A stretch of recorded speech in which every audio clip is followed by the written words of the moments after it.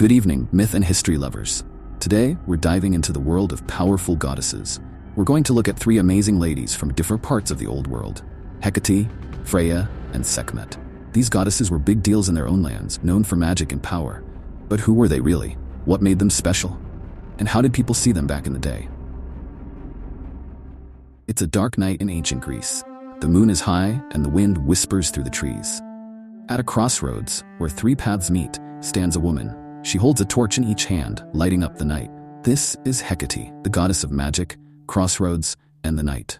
Hecate wasn't like other Greek gods. She didn't live on Mount Olympus with Zeus and his family. Instead, she preferred the world of humans. She walked among them, helping those who needed her most. People said Hecate knew all the secrets of magic and could teach them to others if she wanted. Now, let me tell you a story about Hecate that shows just how powerful and kind she could be. There was once a young girl named Mira who lived in a small Greek village. Mira's grandmother was very sick, and no one could help her. One night, Mira decided to go to the crossroads near her village.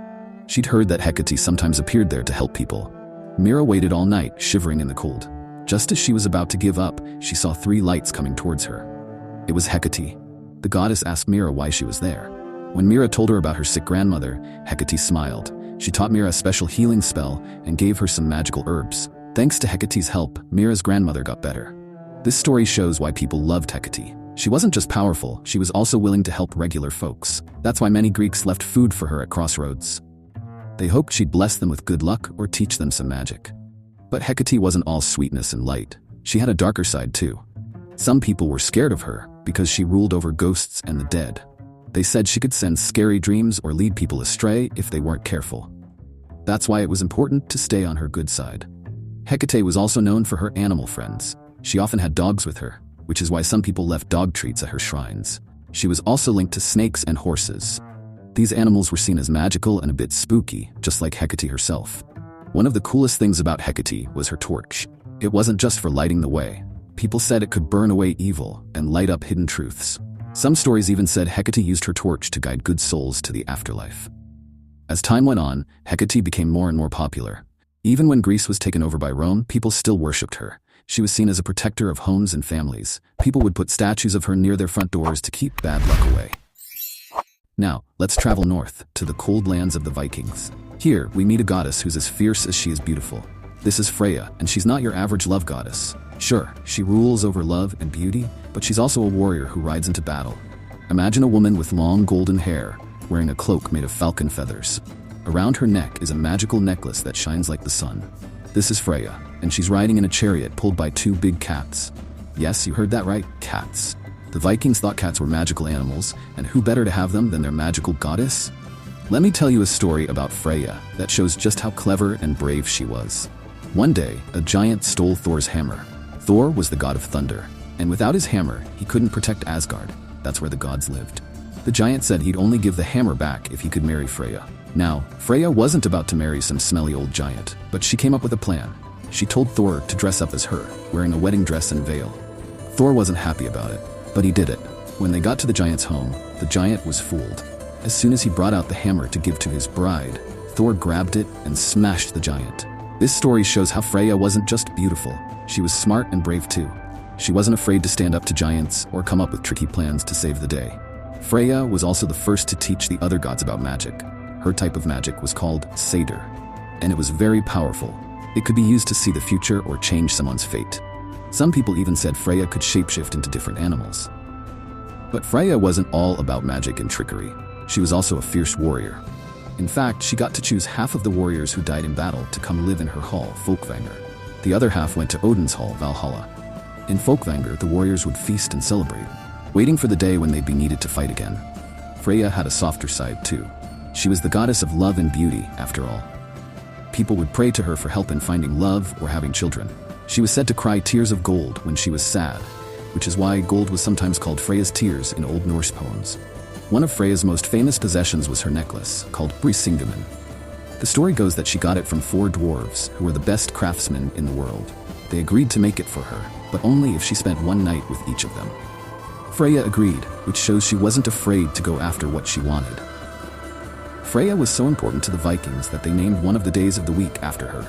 In English, we call it Friday, but in some Scandinavian languages, it's still called Freya's Day. What's really interesting about Freya is how she brings together so many different ideas. She's a love goddess, but also a war goddess. She's beautiful, but also fierce. She uses magic, but she's not afraid of a good fight. This shows that the Vikings didn't think people or goddesses had to be just one thing. You could be loving and warlike, beautiful and strong, all at the same time. Now let's head south to the hot sands of Egypt. Here, we meet a goddess who's so powerful, even the other gods are a bit scared of her. This is Seekmet, and she's not messing around. Picture a woman with the head of a lioness, wearing a red dress. The dress is red to hide the blood of her enemies. Yeah, Seekmet doesn't play nice. On her head is a sun disk, showing she's connected to Ra, the sun god. In her hand, she holds an ankh, the Egyptian symbol of life. This is Seekmet, and she's ready for action. Let me tell you a story about Seekmet that shows just how powerful and dangerous she could be. Once, Ra was angry at humans for not following his laws. He sent Seekmet to punish them, but Seekmet got carried away. She started killing everyone, not just the bad people. She enjoyed it so much that she wouldn't stop. Ra realized he'd made a mistake. He didn't want all humans to die. So he came up with a plan. He had his priests make a huge amount of beer and dye it red so it looked like blood. They poured it all over the fields. When Seekmet saw it, she thought it was blood and started drinking it. She got so drunk that she fell asleep for 3 days. When she woke up, her rage was gone and humanity was saved. This story shows why people both respected and feared Seekmet.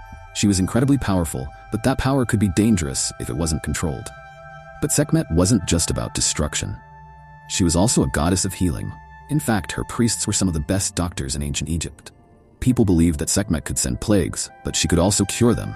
So if you got sick, you'd pray to Seekmet to make you better. Seekmet was also connected to the hot desert winds. People said that when these winds blew, it was Seekmet's breath. This shows how the Egyptians saw natural forces as connected to their gods. Despite her fierce nature, Seekmet was a very popular goddess. Pharaohs often showed themselves with Seekmet, saying she gave them power in battle. Some pharaohs even called themselves the son of Seekmet, hoping to be as strong and fierce as she was. What's really cool about Seekmet is how she shows that healing and destruction can come from the same source. She could be terribly violent, but she could also cure diseases. This reminded people that nature and life itself has both creative and destructive powers. Now that we've met all three goddesses, let's compare them. What do they have in common? What's different about them? All three goddesses are powerful and a bit scary. Hecate rules over magic and the night. Freya can see the future and choose who lives or dies in battle, and Seekmet can destroy the whole world if she wants to. This shows that in many ancient cultures, goddesses weren't just soft and nurturing, they could be just as powerful and dangerous as male gods. They're all connected to magic in some way. Hecate is the goddess of magic, Freya teaches magic to the other gods, and Seekmet's priests use magical healing. This shows how important magic was in these ancient cultures. All three are also protectors in their own way. Hecate protects homes and crossroads, Freya protects warriors, and Seekmet protects Egypt from its enemies. But they can also be dangerous if you get on their bad side. One big difference is in how they use their power. Hecate tends to help individuals, teaching them magic or guiding them. Freya is more involved with the other gods, playing a big role in their stories. Seekmet is the most destructive, capable of wiping out all of humanity. Another difference is in their personalities.